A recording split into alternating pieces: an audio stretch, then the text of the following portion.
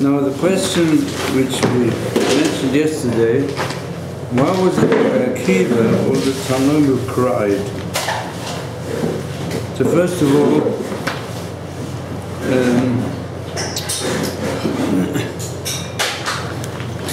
a few years ago, there was great drama when Rav Yosef,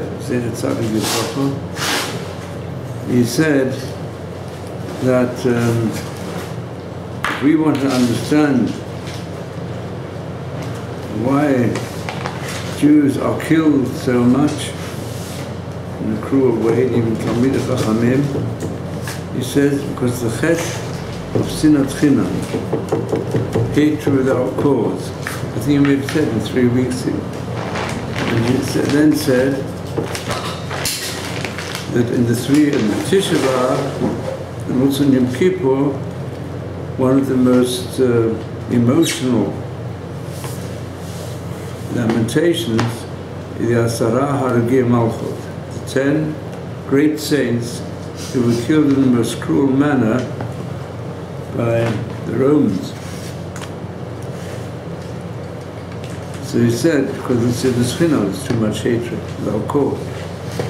And they were killed, if you look at the Kinnah, one of the Kinnahs says this, because of the sin of the brothers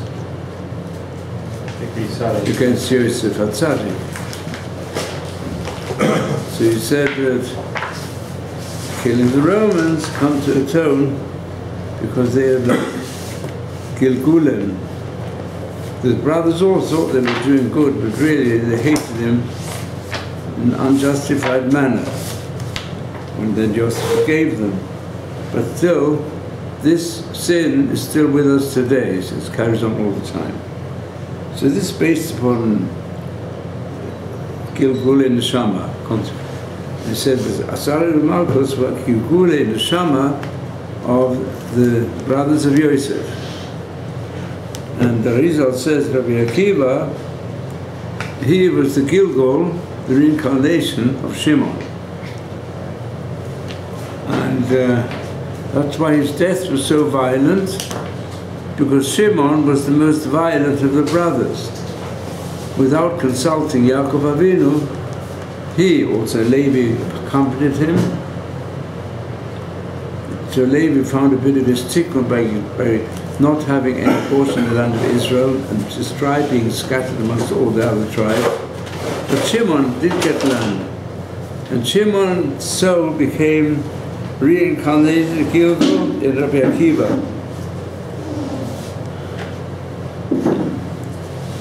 So it says it's true, the brothers of Yosef, their intention was a good one, but their action wasn't.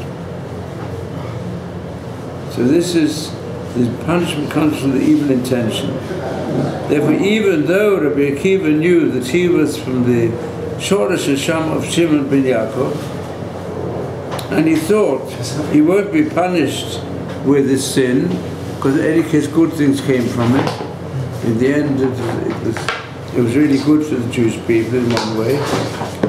But when he came to this pasuk, which Baruch punishes for an evil action that a person does without intending to sin, even though then it turns out it wasn't really a sin, therefore he cried very much. He cried for all the Yisura that come from the sin of the sale of Yosef. Yosef said to his brothers, Atem chashavtem l'ro, your intention was evil, but HaKadosh Baruch used it for the good. Because if the brothers wouldn't have sold Yosef to Egypt, then Egypt would never have been led to be able to survive through Yosef HaTzadik. And then Yosef HaTzadik couldn't have helped Yaakov Avinu come to Egypt. The decree was he had to go down to Egypt, so Yosef looked after them. So therefore the sale of Yosef to Egypt turned out to be something good. Everything Hashem does is good. Okay, but you don't always see it. And here they were able to see it at the end. So Rabbi Akiva, that's why Rabbi Akiva, he cried most bitterly. Because he was a Gilgul of the Neshama of Shimon. Shimon, the son of Yaakov. And Shimon, the son of Yaakov, used violence. That's one explanation why he cried. And the other explanation is, it's connected with the way in which Rabbi Akiva used to mock those who don't resist temptation. He said it's so easy to resist temptation. And therefore he mocked at those. He didn't respect sufficiently the struggle that some people have to go through in order to retain their moral purity. But for him it was easy.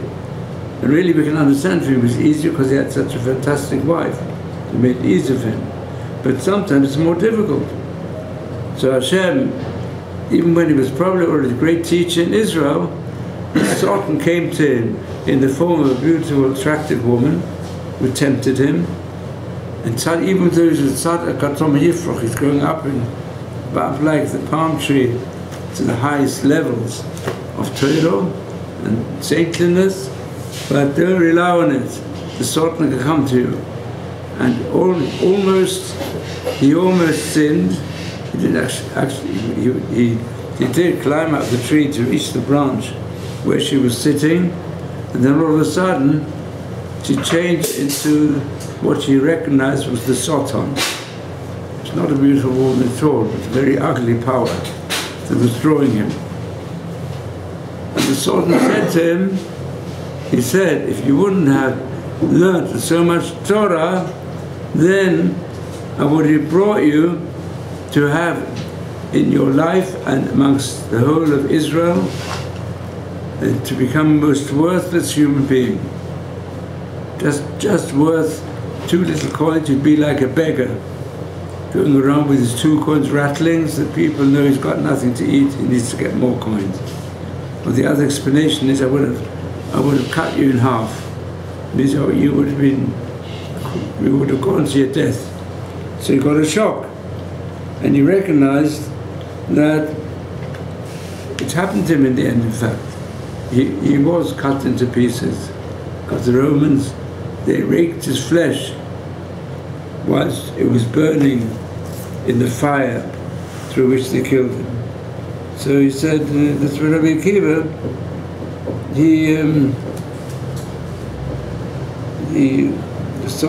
this is one of the deepest commentators on Gadat of Shas is Maral, and another deep one is the Ben Ish Chai, which was very great.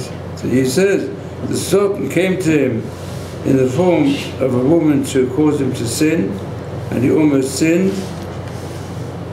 And how does sin rise in a person? He sees a beautiful woman. And he looked at the beautiful woman. He looked at the Sultan. So his intention was, in fact, easy. His intention was evil, and he cried. For that he gets a big punishment. But now we'll turn to the halachic aspect of yichud. It's closely connected with this. Really, that's one of the major questions of the poskim. But I want you to go back to page 80b. We'll just do the Mishnah briefly. Page 80b, the Mishnah. You want, maybe you'll say, David, לא יתייחד. לא יתייחד אדם עם שתי נשים, אבל אישה אחת מתייחדת עם שני אנשים. Rabbi Shimon אומר. Just a minute. What's Rashi say? Why should a man should not be secluded together with 2 women? מפני שדעתן קלה. Because Rashi is in Nishidat and Kala, because they have a light mind, it means it's not so difficult to seduce them. And even though they're 2 women, and there's 1 man, and if the man he makes a proposal to sleep with them, then we say they can easily be seduced. and one is not afraid of the other. People, because they say, okay, we won't tell anybody about it, but let's have fun. And one is not afraid of the other. But also it says, but it does say one woman is permitted with two men. Well, what's the difference? Are men and women not the same? No. Why? By men, Rashi says, you read the Rashi? Which means one is ashamed in front of the other. Two men, they prefer to do it when nobody else is around.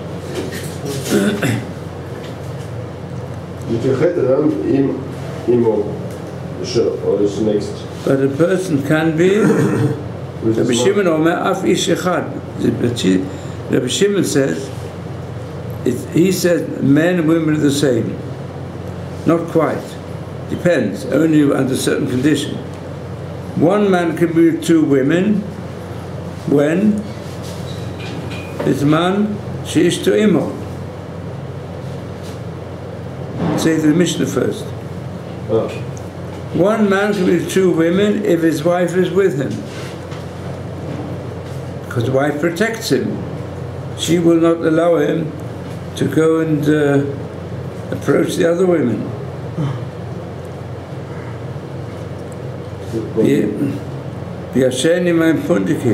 And he can even sleep.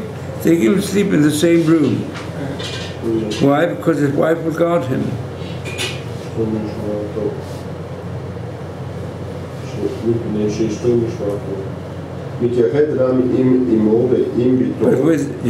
But a person is permitted to be alone with his mother, alone with his daughter. He can even sleep with them, even if their bodies touch, because there's no fear of any type of sexual attraction. But that's as long as the boy or the girl are children. And what happens if the boy has already reached puberty, or the girl has, then they must not have bodies touching, but they can sleep with separate garments. So Rashi says, Rashi Rashi brings this right. Brings this first. The Gemara will say with the mother it's permissible. The son with his mother, as long as he's a minor. As we'll explain. When they grow up, then they should have separate clothing. Now the question is like this: it would appear from if you haven't learned the Gemara does say there's a hint for the prohibition of being secluded. This is yichud. So it's interesting. I could bring it straight to more practical. Is it in a yichud?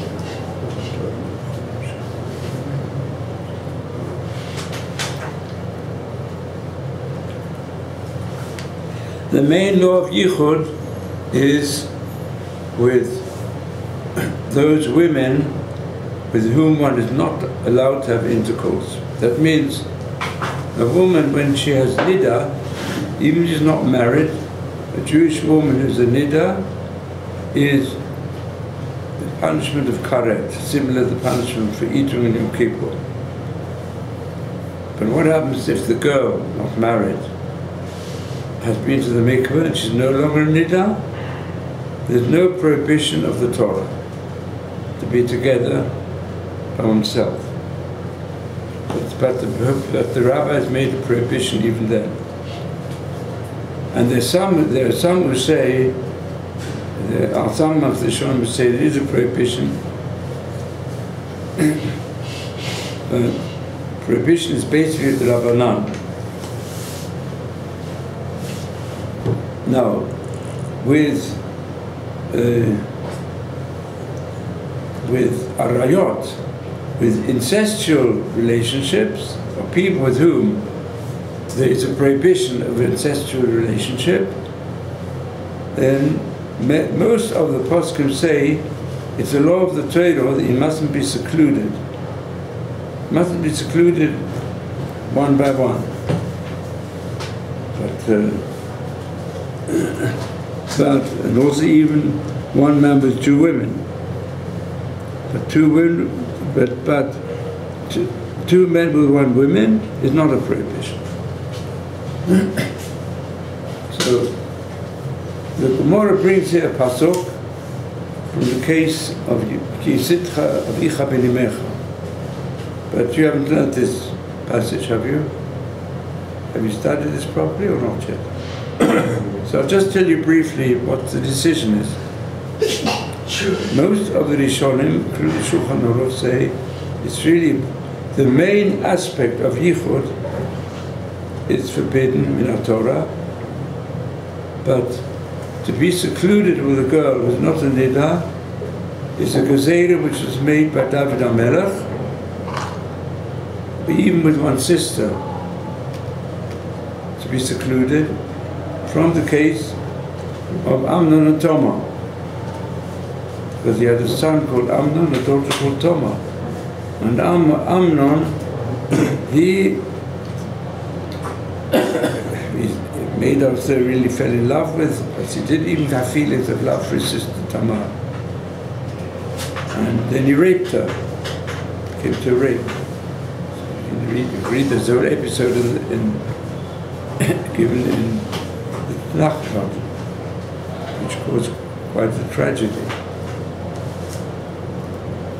He made a gezerah on being secluded with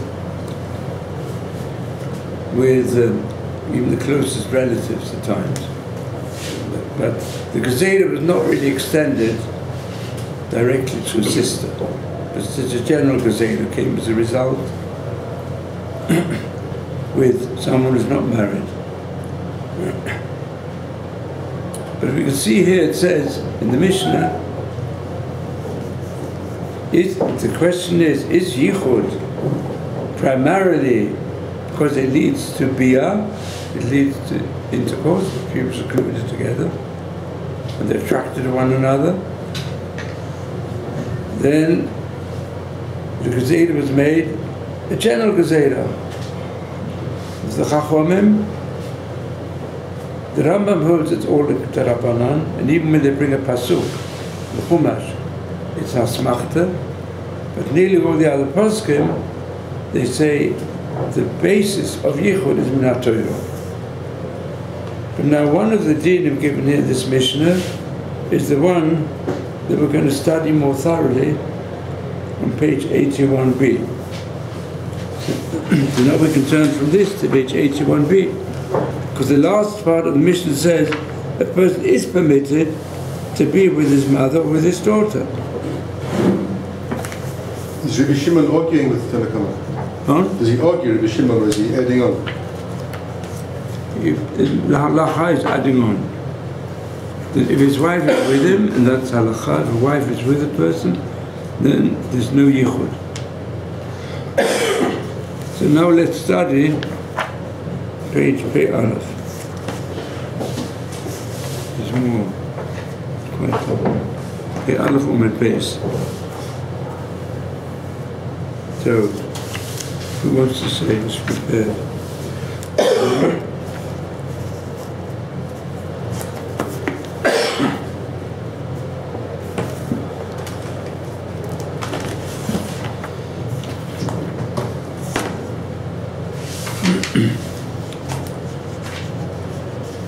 Mishnah said, "Mijachet Adam im imo." If a person can be alone with his mother or with his daughter.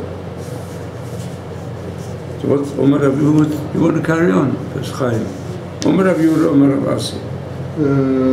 Where are we picking up from? Omar Rav Yehuda, Omar Rav Asi, in the middle of the page. Middle of 81b. Mijachet Adam. Amar Rav Yehuda, Amar Rav Asi. מסייחת אודום עם החוסוי ודר עם אמוי. Just a minute, what's it mean? Person be alone with his sister, when? When he's with his mother. When it can be with his sister? You can live with his sister alone? When he's with his mother, no. אדום עם החוסוי, with his sister. So Rashi says, Liprakim, admit for limited times. Aval, Rashi says, ואינו דר תמיד. Tamid b'yichud etzlach b'bayit. You can't live with her permanently alone in the house. The question is, what does Rashi mean? How much is prakim?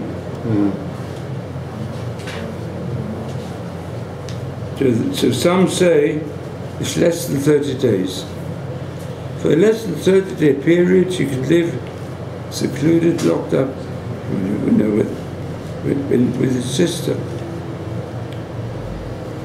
But Moshe Feinstein, he speaks practically, he said, no, you can't really make a definite time, Rashi Pakim, because the question is more, if he wants to establish a more permanent living together with her, that he shouldn't do. But if it's clearly limited, it's permissible. Now what about, it says, please have a sister, what about an aunt? Same thing or not? An aunt is also a forbidden relationship. So if it applies, then an aunt. So the Ritva and the Smag say it's only a sister, not other relatives. But Moshe Feinstein paskins more halacha l'maisa for us today. You've all heard of Moshe Feinstein? Yeah.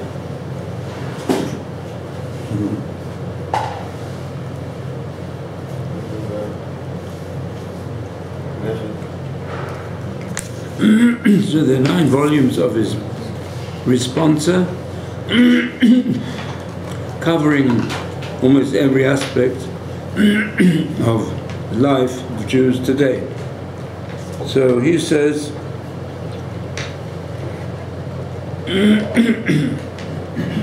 that there are 2 types of forbidden relationships, where there's, if a person has intercourse with his sister, it's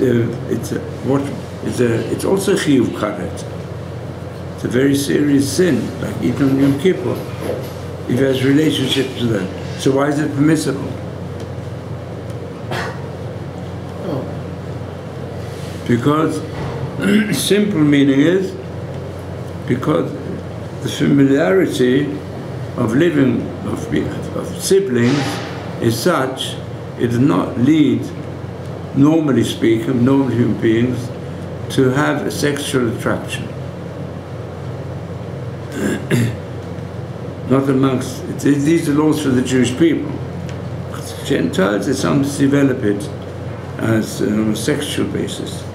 But Jews, it's so deeply implanted in us that despite the fact that externally they might be just as attractive beautifully, but it does not create a stimulus because of long-standing inhibitions for generations. And that's why it applies also to many large sections of mankind.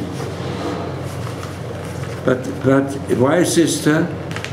What about an aunt? An aunt is, it could be, it comes to have an aunt can be all similar ages as a person, and does the same principle apply? It's libo gaspa is the expression used in the Gemara. Because feelings, familiarity breeds even contempt, and so familiarity is that which closes up the sexual drive. So what about the more distant relatives that are also forbidden? It's also called incestual. So Moshe Feinstein, psychologically, it's correct. He makes a distinction. He says there are relatives that are blood relations. There's some relatives that are relatives by marriage. If they're relatives by marriage, it's just like it's not really an internal blood relationship, and therefore the prohibition should apply. This is already brought in some of the early authorities, and therefore he says an aunt not by marriage would be forbidden. An aunt not by marriage could also be lots of temporary. That's his distinction from that view.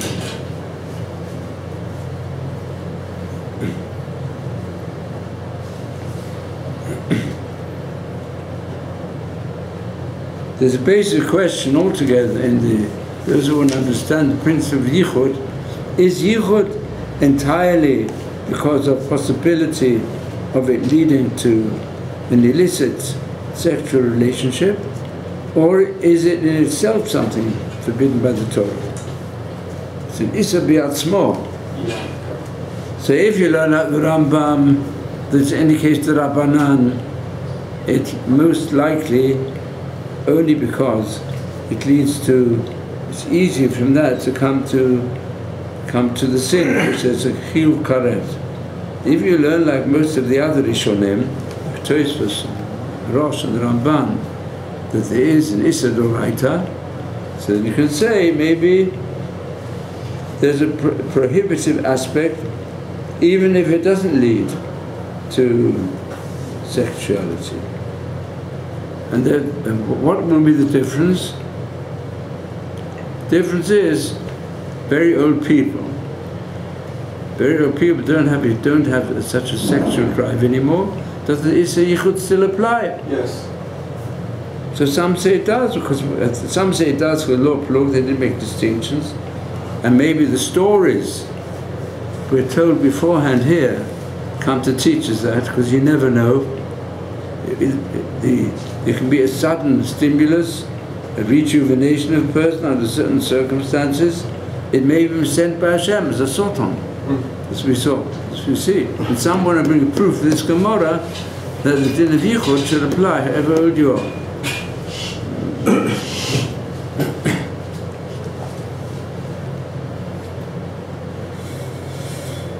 Okay.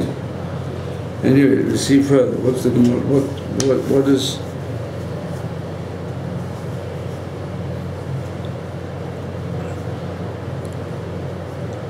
Then it says, Vadar, carry on the Gemara, Vadar, a person can live with his mother or with his daughter. Why? Say the Rashi. The Lord Tafik Yitzre Alayhu, because his inclination is not strong with them.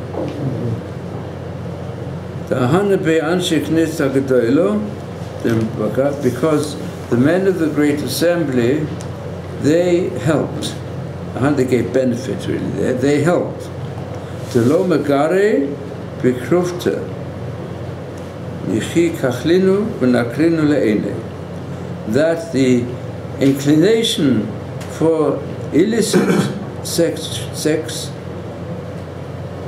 will not stimulate people who are closely related.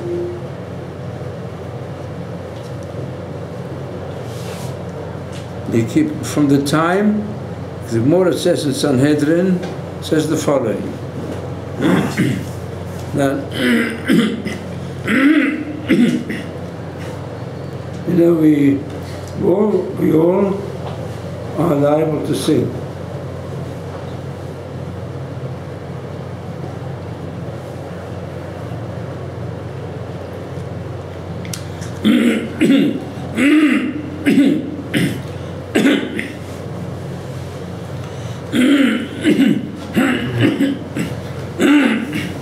There was a time amongst the people of Israel, also we studied our history,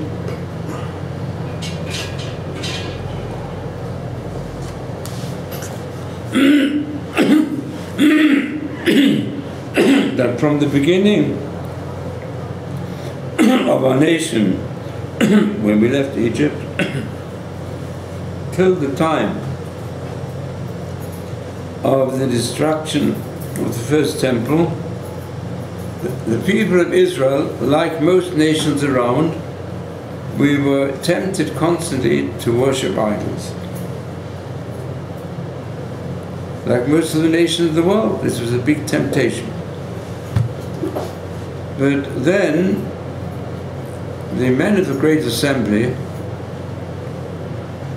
how many of them were there? 120. How many were Anshe Knesset Hagadolah? How many?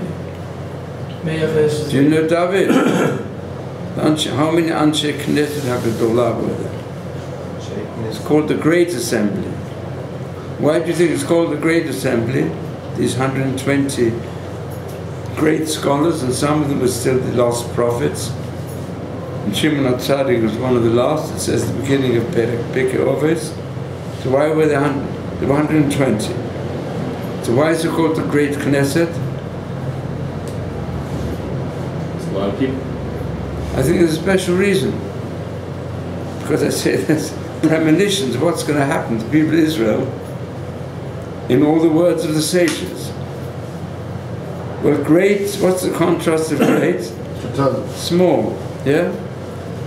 So there's a Knesset Hakatana, which also has 120 members. What's that? The government of Israel. The Israeli parliament. I think they probably decided they could have 120 because they thought we'll be even greater than Anshe Knesset HaGadolah. But in fact, it turns out, if anything, Knesset Katana Mod, and sometimes listening to their discussions, it sounds as though it's a kindergarten. No. It's Anshe Knesset Katana. No. Sometimes. So this is the contrast between Anshe Knesset Katana, the greatest prophets and the greatest sages, who formulated our tefillot and instituted many things. Why did they have to have this, the Anshe Knesset Katana? Why was it necessary? It's mentioned at the beginning of Pirkei Avot. Why is it necessary? It's very important for us to understand what they did. These great things. They knew the 10 tribes are lost all over the world. The exile in Babylon, and now the starting of the second temple was also fraught with difficulties. And Jews are scattered all over the world. They saw they had to institute many things to get Ezra and Nehemiah was amongst them, Shimon HaTzadik, that would hold together the Jewish people until Mashiach comes. And therefore they instituted many things that Rabbanan instituted. Many of the tefillot, some basic tefillot, go back to them. So they also prayed very strongly, please Hashem. There's still quite a lot of idolatry going amongst the nations, which is also becoming weakened. Please take away this temptation for idolatry. And they removed it. They nullified the temptation of idolatry, which Jews do not possess until this day. I'm talking about physical idolatry. Perhaps some individuals, fringe elements, but in general, idolatry did not exist. There was denial of faith. There were groups that did not believe in Hashem strongly, did not believe in His Torah strongly, but idolatry, it became inhibited to the Jewish people. And amongst the nations of the world, of the Western nations, also became weakened a great deal. So then the Anshe Knesset HaGadolah, that's the Gemara in Sanhedrin, it's a deep, they prayed, well Hashem, you're taking away this sinfulness of idolatry, which we can see. It plagued the people of Israel throughout the period of the earlier prophets, that what Eliyahu Navi had to do to remove Baal worship and so on. We see it was a strong power. No longer is it going to be a strong power. They said, well, while we're about this, let's pray to Hashem to remove the feeling of lust amongst the Jews. They should stop sinning with regard to sexual morality. Take away that Yetzer Hara. So they prayed it should be removed. So what happened? If you know what it says in the Quran? Pardon? Chicken did not give egg anymore. Yeah, chicken didn't lay eggs anymore. It was removed from nature as well. So they decided to leave it. But they did weaken it. They weakened it. So because beforehand there was a bit incestual, there were also incestual drives amongst the Jews. As we find from Amnon and Tamar, they were led to brother and sister, but that left them. So that's what it says, that's what Rashi is referring to. It's no longer, where doesn't it apply? It did still apply. Look, incest is repeated according to the Chumash, the long list of forbidden relatives. Yeah? Do we have any Yetzer Hara for them today? It's been very much weakened. Also amongst the Gentiles. You know, even though, there can be many instances where there can be a person who initially might be attracted to someone as relative. Once he feels it's my relative, my close relative, which is forbidden, like an aunt or a niece or nephew, or when it's certain things even permissible, like certainly a brother and sister and a parent. For parents and children, and also even for brothers and sisters, it became weakened. Since it became weakened, therefore they said, we don't have to be, amongst the Greeks there was still the Oedipus complex and so on.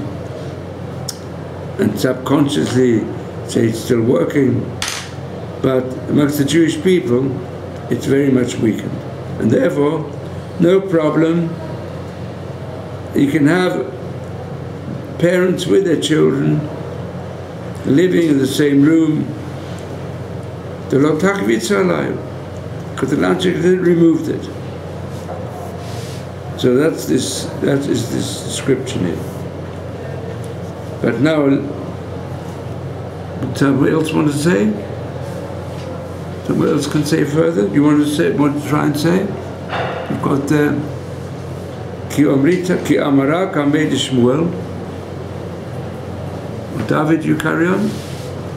When this statement of Rav Yehuda was said in front of Shmuel, in other words, Rav Yehuda says, a sister is permissible. Apart from a person, which mentioned the Mishnah, being allowed to sleep near his mother and the daughter near her father, when this was said in front of Shmuel, what did he say? Amar Asur Lihitchached Asur Lihitchached Im Kol HaRut Shebatorah V'Filim Behema. Shmuel was very strict. He said it's forbidden with all the arayot. He said the implication of Shmuel is against the Mishnah.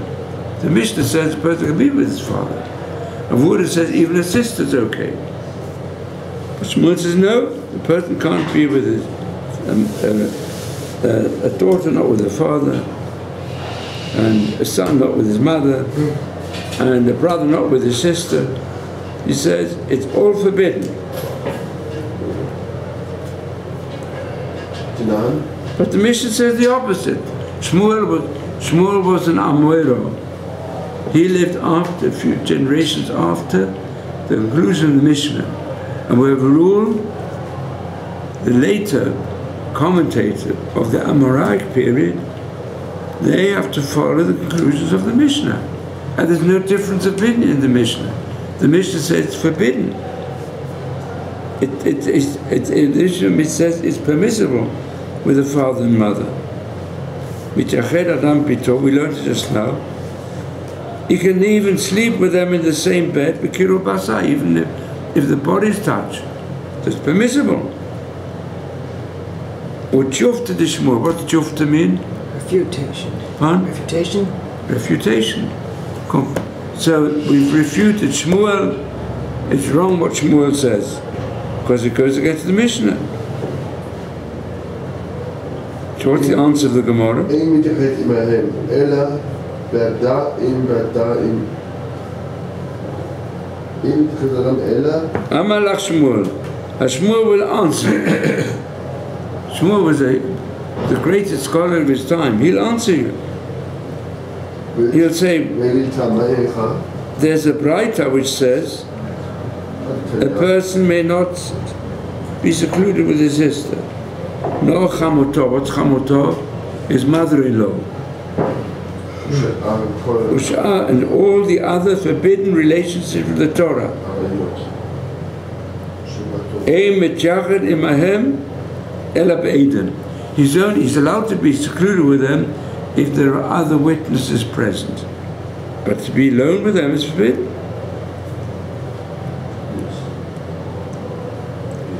It says only if they're witnesses. That means that if there are two witnesses there to see what's going on, then that protects. And then we're not afraid. All these Gemaras imply the prohibition of being secluded is they shouldn't come to have intercourse.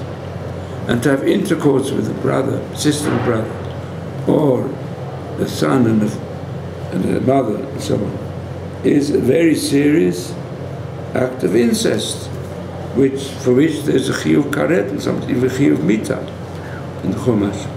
You know, these are, on Yom Kippur, we recite the whole list of forbidden relationships at Mincha time from the Chumash. So apparently we've got two opinions in the amongst the Tanaim. It's quite true. The Mishnah says it's permissible, not other arayot, but does say brother and sister permissible, and child and parent of the opposite sex is permissible. But there's another opinion that it's forbidden even to be alone with an animal. Why? Why shouldn't be alone with an animal? Because of bestiality. And bestiality is Jews. I mean, the Gemara says elsewhere, Jews are not suspected of doing such a thing. It comes to their minds even. And it's interesting in the Chumash when it mentions all forbidden relationships. It mentions first the families with close incest, and also mentions adultery, and then it mentions homosexuality and bestiality. In regards to this word that I don't like to mention because it's such a terrible thing, the previous parsha, Bilam, he was the Nevi for the Goys, so the Goys can't complain. But long story short, he was with his donkey, as we all know. Yeah.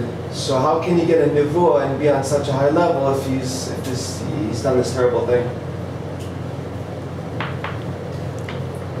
Okay. Well, couldn't Hashem find another person who didn't do such a thing? He wanted to demonstrate that even Hashem is so open-minded that in case the nation of the world will claim, please, you gave the power of prophecy to the Jews, go and give it to the Gentiles. He was given such closeness and high level, and he never went as far as his courage was concerned, descended to the lowest possible level to demonstrate that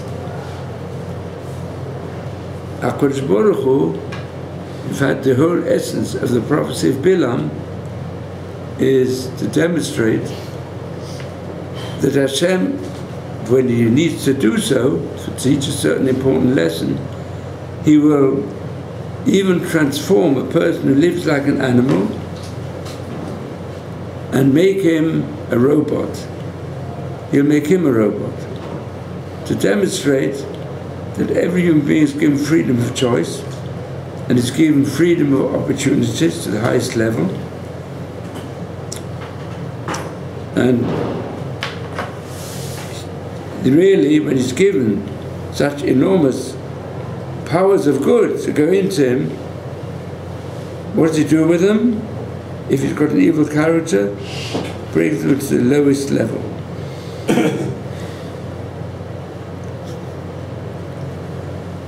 It's the concept of ambivalence.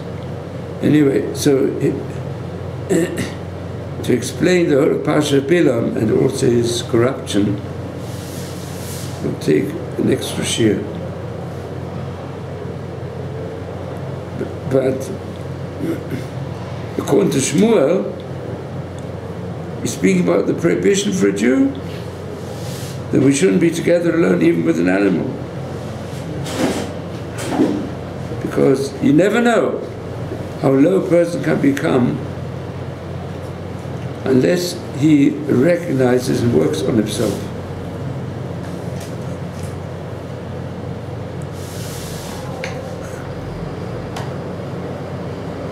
So therefore, Rabbi Shmuel says it must be a machloket Tanaim, and then the Gemara brings proofs. Tanya. Yes. I have a quick question. Yes. You're saying that bestiality and homosexuality are on the same level when we list the prohibitions. Is that because that's like sex that even though all these other ones that are like forbidden, that these ones are it's like sex and they don't even have any fruitation? Is that the reason, maybe? I don't quite understand. Well, you're saying a father and a daughter, a nephew and an aunt, and all these things. But even like in this sexual relationship, it could still bear a child. But homosexuality and bestiality, it could never. It's just like sex for, like with no real natural outcome of like why sex is supposed to be. Yeah. Is that maybe the reason? Look, I think the Torah wants to point out, if you give in, let's say to adultery, it can lead people in the direction of incest, and from incest it can even be led, if you're going to give entirely to the lust of the human being, to reach homosexuality. Of course, the punishment comes, the person does it intentionally. And from that, you even come to bestiality. And let's say even today, bestiality does exist. But once you have perversions, and you don't work on them to change them, the perversions go a long way. And you'll see, the Shitta of Shmuel, which he brings here, is that, in principle, this applies to the Jewish people also. That's why I said, it's even if I feel in Behema. Although, as far as we're concerned, we're inhibited against all this, but we're also inhibited against cases of brother and sister, and mother and father. But there are instances reported of great crimes some people do, even their own family. And Shmuel brings, first we have proof to the Shmuel, it's disproven. Then Shmuel brings proof, and then he brings the proof from Rabbi Meir, the Sanya. What's the proof, Rabbi Meir? Do you want to say, David? Danny, what's to say? You want to say? Rabbi Meir? Rabbi Meir. Omar Rabbi Meir? Yeah, sorry, just had my finger on it. His order will be B'nei Biti. He said, in my instance, He even asked people, don't let me have too much physical closeness with my daughter. And B'Tavon said, Zorabim de Kalati, for my daughter-in-law. So Liklegalav taught Talmud. One of his Talmud, he laughed about him, mocked at him, he said, what's going on? Rabbi Abahu, משום רבי חנינא בן גמליאל, לא היו ימים מעטים עד שנכשל. אותו תלמיד בחמותו, אפילו אם בהמה. No, wait for that. That's a quotation. So what did he say?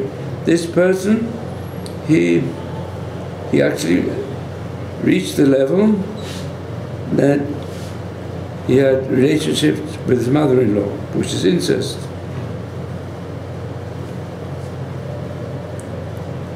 As Rashi says, Rabbi Tafon,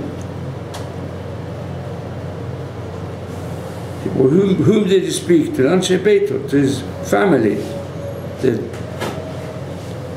Rashi says, Yizaru can say the Rashi. Yizaru, be careful. What he's meant. I'm now alone with my daughter-in-law. So he said, please, I want one of the other members of the family with me. I don't want to be alone with her.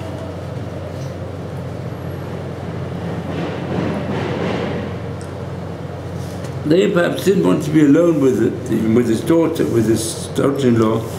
They were very beautiful. They're very attractive. Maybe in the house also, they didn't bother too much in their own home to cover their nakedness. So he said, look, I'm here and I don't want to hear by myself. I've got my attractive daughter-in-law here. And I don't even want to be attracted in my mind, if anything. That's probably how to understand Rabbi Meir and Rabbi Tafon.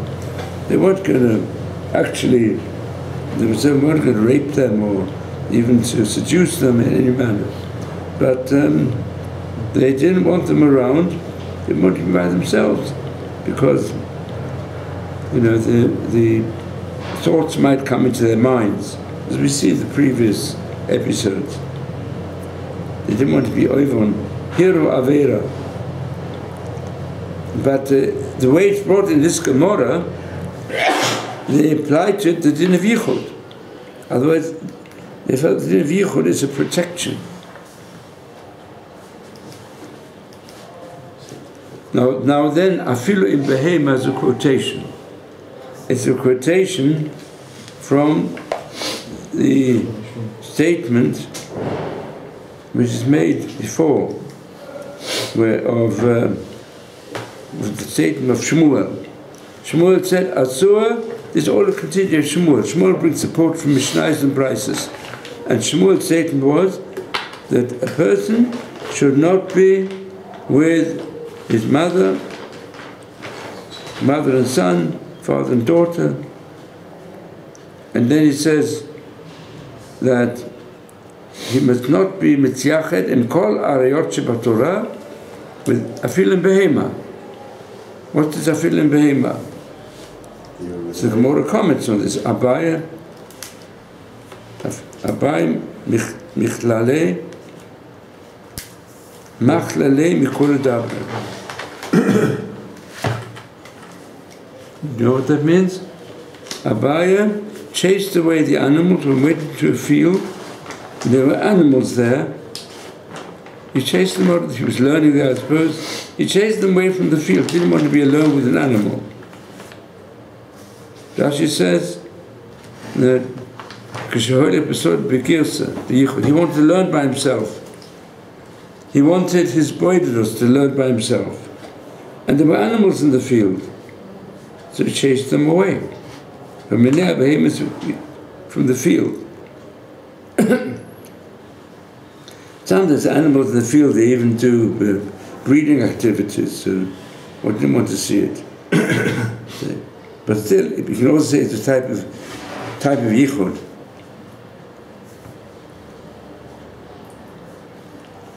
Machle, he drove them out.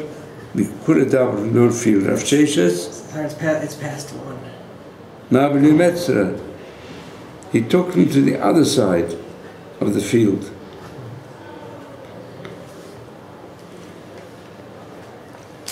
As he says, another explanation, he would not permit a shepherd and animals to be in one field.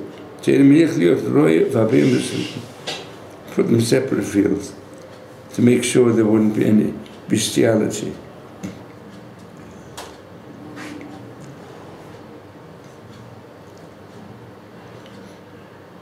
We want to say the next episode? You say Rav Chonan Mianadoi, he went to Rav Kana, who was the Fumnara, to a place called Fumnara, which means the mouth of the river, that's where he lived. Chazeh, he saw him, the Asiv Kogoras, he was sitting down and learning, and there was an animal in front of him. Omale, you don't agree to speak the decision of Shemuel, I feel in Behema? But I didn't notice it.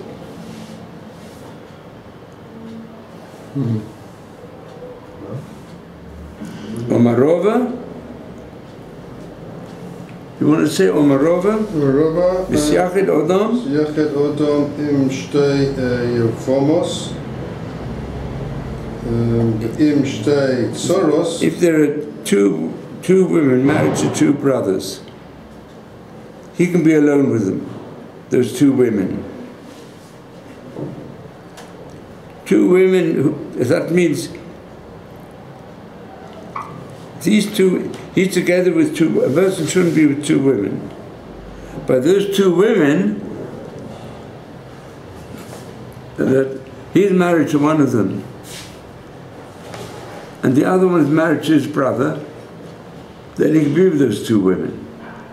And one man with two women is yichud, but the two women hate one another, then he can be with them, because one's going to stop the other. Wait a second, why isn't Same applies with state sorors. Same applies with two co-wives. But two wives also hate one another. If the person's got two wives, so one is jealous of the other, and they're constantly arguing, and therefore, if one of them gets seduced, the other one will take advantage of her. She'll tell on her, should not join her. If he wants to seduce one of them,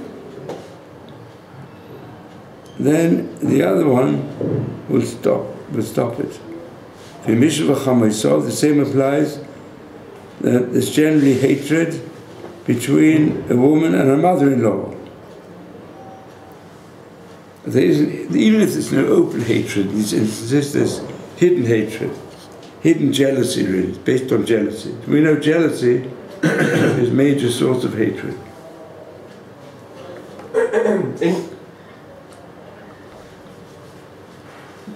In regards to the daughter-in-law, is it a yichud prohibition, or it's just something that they're recommending not to do for the situation of having those thoughts, which would mean the person needs to bring an offering? But we don't have the basis of Mikdash now, so we can't bring an offering. But look, we see from all this that seclusion is forbidden because it leads to forbidden intercourse, to man and woman. But if it's that situation where it's with two women, it's still forbidden. If the two women are friendly with one another, at least they're not going to stop one another from doing something, then it's forbidden. But if one is going to disturb the other one woman says, oh yeah, I don't mind, the other one will cause trouble. So that applies also to a mother-in-law, daughter-in-law. Im Isho vas Bala, and even more so, a woman and the daughter of a husband. That means she's a stepmother. A stepmother with a stepson. You see? So if there's a stepson with father, so if there's a stepmother who is together with a stepdaughter, so there's no prohibition of seclusion, because one is going to stop the other. Then there's another case which is permissible with Isha and a girl, young girl. A young girl who knows what is intercourse, she sees what's going on, but she won't allow herself to be given over to intercourse because she hasn't reached that age yet. The Rashi says on all this, someone wants to say the Rashi, David? Yevamot l'shei shnei achin. Or what's the time, please? I've gone over time. Yeah. Sorry. Okay. Now, this is important Gemara, but the practical laws concerning it, we'll have to deal with the next year. Don't take... There are a lot of contradictory statements here. The question, what's the halacha? So we'll have to go into that next year.